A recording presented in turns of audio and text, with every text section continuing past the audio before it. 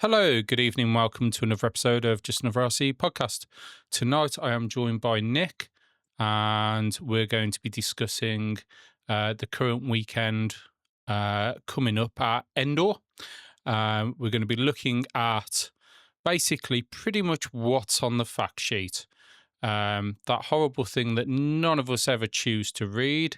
But we're going to be having a look, see what's on there, and then we're going to pretty much just go through the format of the weekend, what we're hoping to achieve, and then we'll take it from there. So now, if Nick would like to introduce yourself, if you want to just say who you are, where you're from, etc., that'd be fantastic. I do apologise before we start. If I talk over you, it's because nothing's coming through and there's probably a slight internet delay because we don't have fibre here. Okay, I'm not very far from Birmingham, but in this area we don't seem to have fibre. Okay, so Nick, if you'd like to introduce yourself, that'd be fantastic. Oh, okay. Evening, Phil. Yeah, I'm Nick Tullett. I'm the chairman of Endor, where you're coming to race this coming weekend. Looking forward to the event enormously. We've had 3 big events this year so far, all been successful. So this 4th one, I can't see any reason why it shouldn't be the same, really. Fantastic. For those of you who watch this on YouTube, when I do put it onto YouTube, I do apologise for the state of my desk behind me. It's just stuff from where I've been looking at on my laptop, and also all the stuff from when we came back from Coventry has just literally been dumped on the desk. I haven't tidied anything away on account. I've had a busy weekend. So the weekend, we're off to Endor. This will be round 5 of 6 rounds of the BRCA 1/10 Electric National Truck Stadium Championship, including short course 2-wheel and 4-wheel drive, stadium truck, rear motor. So let's talk about the venue. So we're off to Endor. Would you like to explain to us where Endor is? Yeah, no problem at all, Phil. Quite centrally located in the country, being just off the motorway at junction 26 of the M1, which is the Nottingham turnoff, so really in the middle of the country.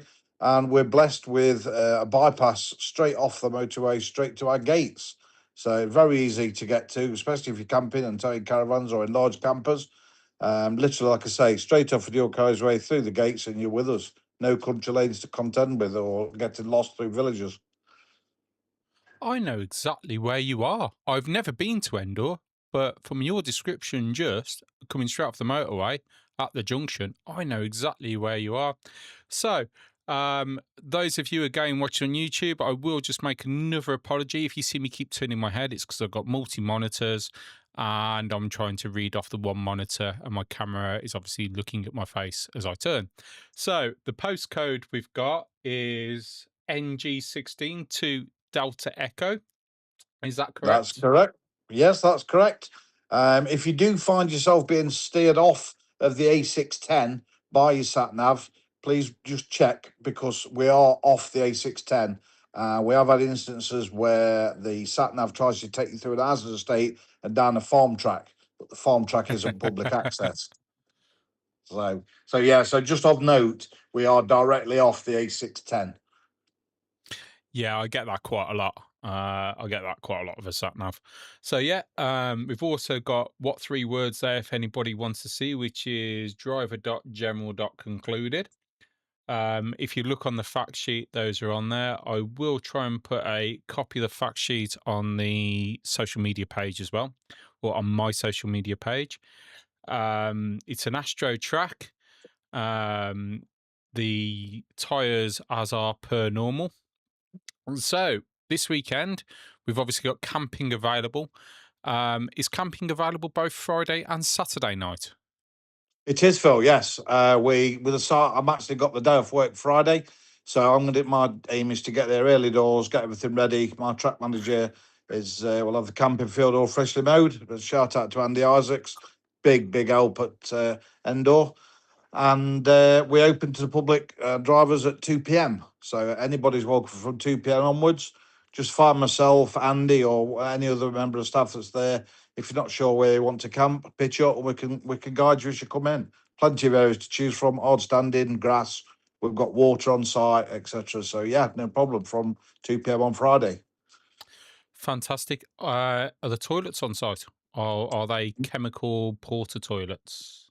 Oh, right. Okay. Yeah. I keep forgetting, but people haven't been before, with it being a new event. Yeah. So on site for camping, we actually are very spoiled. We have mains electricity, which unfortunately we can't allow people to hook up caravans to because we don't want to risk tripping it. But you're more than welcome to use it for charging during pitting and etc. We do have mains. Sorry, apologies. Toilets, flushing toilets, proper ones, and ladies and gents separate. And we also have showers for camping over. So again, they're split to ladies and gents. So quite posh for camping. Fantastic. Do you have any disabled access toilets out of interest? We don't, unfortunately, but to our embarrassment, we did have a lady turn up in a wheelchair, cracking young girl, races 10th. And we made do to get her into the ladies, which we're looking at. After that, we're looking at sorting it more permanently. At the minute, we've got a temporary access into the ladies, but it's something we're going to turn his attention to.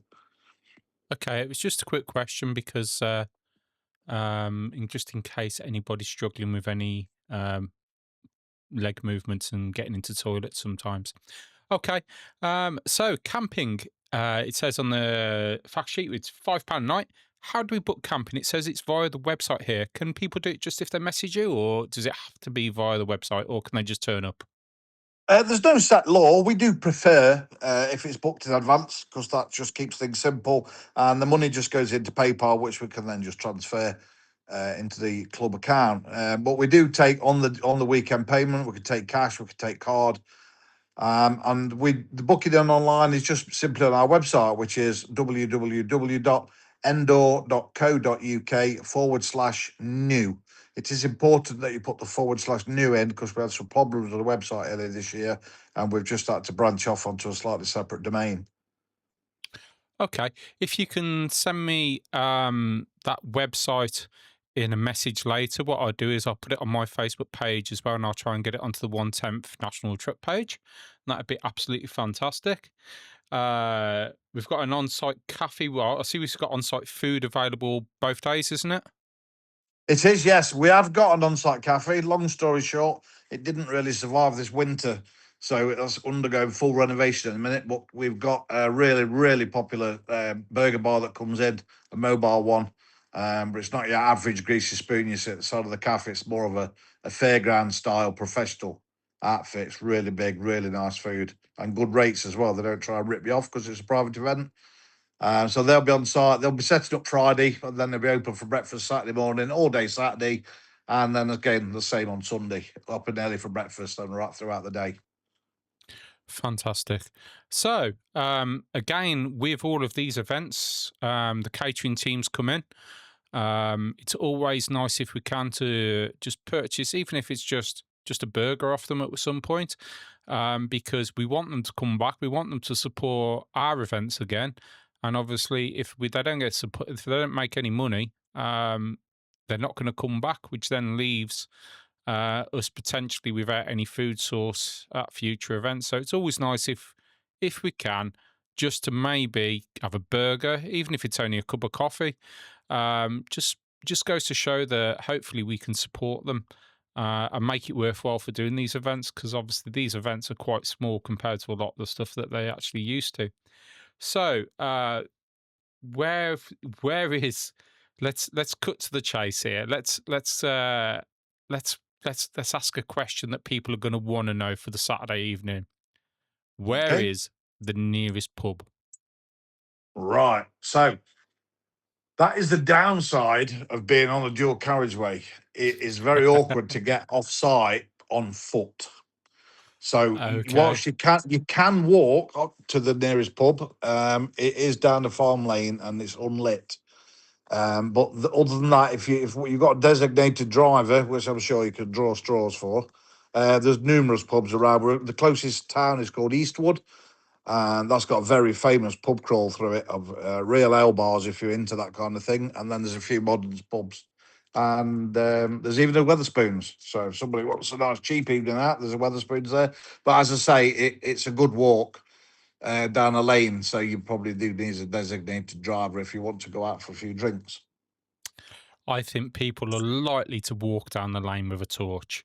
Yeah. Having seen them doing it at previous events and having done it myself, it's excuse me, it stands a chance that people are likely to have that walk to go and have a few beers, maybe a bite to eat, and then come back.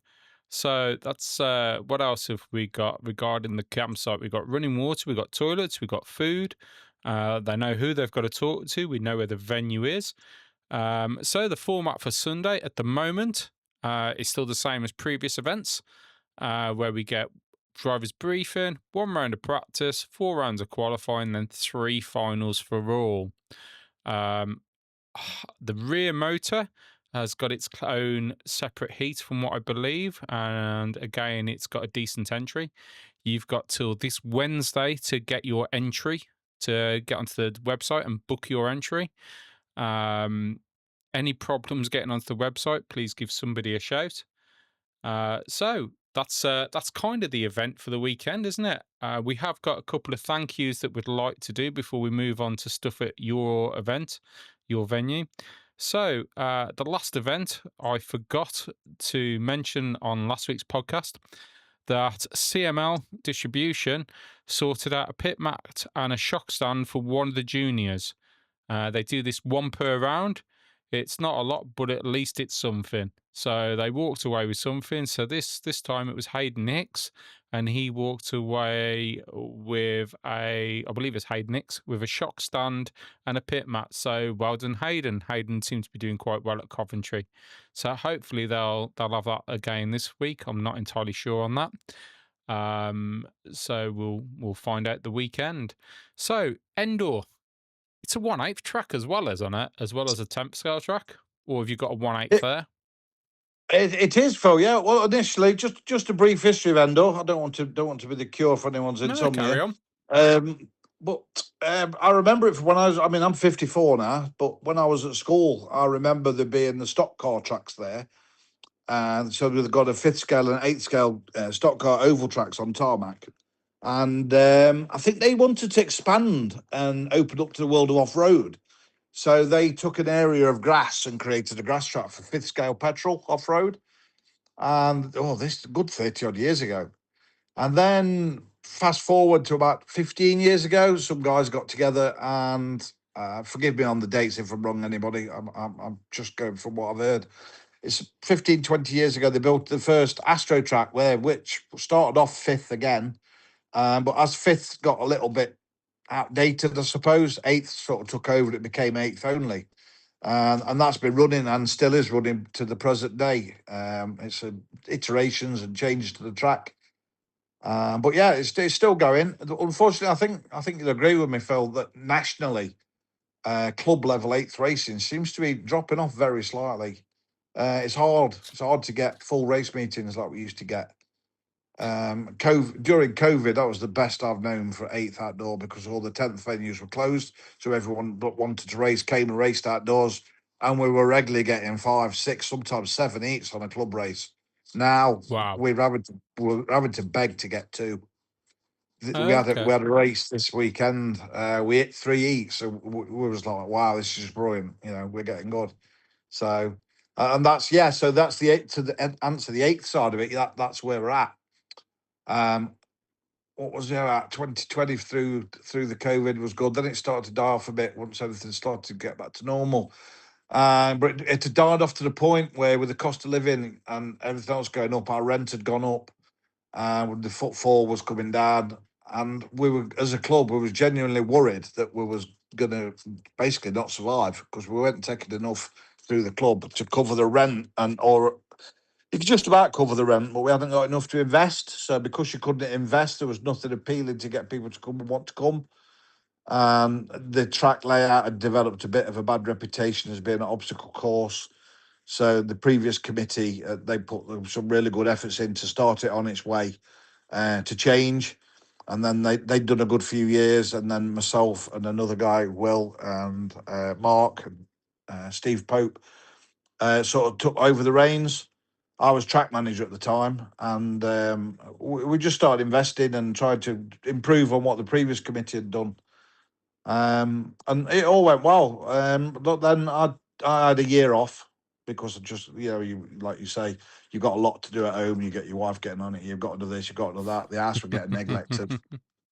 The kids were leaving school at the time. So I had a year off. And then the chairman at the time, Mark, he asked me, Nick, can you consider coming and giving us a hand and put your thoughts in for a 10th track or another way of making some money?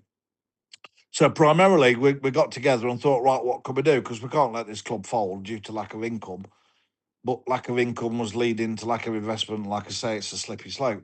So we held a fifth national, and to try and test the fifth. And again, it was a fantastic event. It really was. Don't get me wrong, but the cost of the damage afterwards, not deliberate damage, just the sheer size and weight, it killed all the pipework. And for a club that's down on funds, it cost us £500 to replace. Wow. And the figures, I don't want to throw stones in the greenhouse, but the things promised for the event, the figures that we got didn't match because they changed how they did it, and it was a bit of an anticlimax. So we drew a line under that, said tried it, didn't work. So then I came up with the bright idea of, shall we build a separate 10th track? Because building a 10th track in the 8th track, which was discussed, we can do it, but I don't think it'll bring them in. And that's the history of it, really. So we decided to take the plunge and build the 10th track, which you now know when you're visiting this weekend. Yeah, the bottom line is every club, even though realistically it's meant to be non-profit making organisation or kind of, every club's got to make money to survive because the club has outlays, and if those outlays aren't being covered, the club can't survive. It can't survive on no money. It's got to have some sort of income, and people are now. You've got to start running sometimes a club more like a business to keep that income coming in, and you've got to try ideas, haven't you? You've got to try as many ideas as you can to try and keep people bringing 100%. through the door. And unless you can be 100%. diverse, excuse me, Yeah, unless you can be diverse in what you do, you limit yourself. So try new ideas. If the idea doesn't work, you've not necessarily failed. You've just tried an idea that hasn't particularly worked that time, but you've learnt from it. Exactly. Like I say, though, so to be diverse, we decided 10th's where the action seems to be. And are you familiar with Mike Nash? He's of Manor fame. He runs a Manor RC club. His son Aaron's a National A driver off road at 10th. Okay. Shout out to Mike. He's my right hand man, or I'm his. I'm not sure which way around it is. But no, we make a great team as together with Andy. And so I managed to talk to Mike early days, suggested what I'm doing, and he sort of said, "Yeah, I'm up for that. I'll join in with you." And we came up and we were well into the build, and we came up with the name one day of Mandor, which was Manor and Endor combined. So the unofficial name, even though the 10th track is under Endor, it's unofficially known as Mandor. Which, it's quite a nice ring to it because they run there from on a Wednesday evening through summer, which is nice. But anyway, with the decision to nice. do the 10th track, we was like, and I said, but if I'm doing it, I'm not. Hello, I've lost you. Are you still there? Okay, so it looks like. Are you back? I'm back. You're back. Well done. Hello. Yeah, sorry, my phone rang. It took me by surprise. I was like, no, don't ring. I'm back. Sorry. So, yes. Where was I? Yeah, the 10th track. We decided between us if we're going to do it, we're going to do it properly. And then the chairman at the time, because I was still track manager at this point, the chairman at the time was like, "Yeah, that's all good, but we've got a very limited budget because we haven't got any income." I'm like, "Leave it with me." I'll pay my way, I'll get the stuff, and then pay me back as we go. So I won't broadcast actual figures because it's not necessary to the cause. But let's just say I've got my money back now, and it's going from strength to strength. So yeah, so we took the dive, and it took 14 months of. I'm not exaggerating. Nearly every weekend for nigh on 14 months to get to where we are.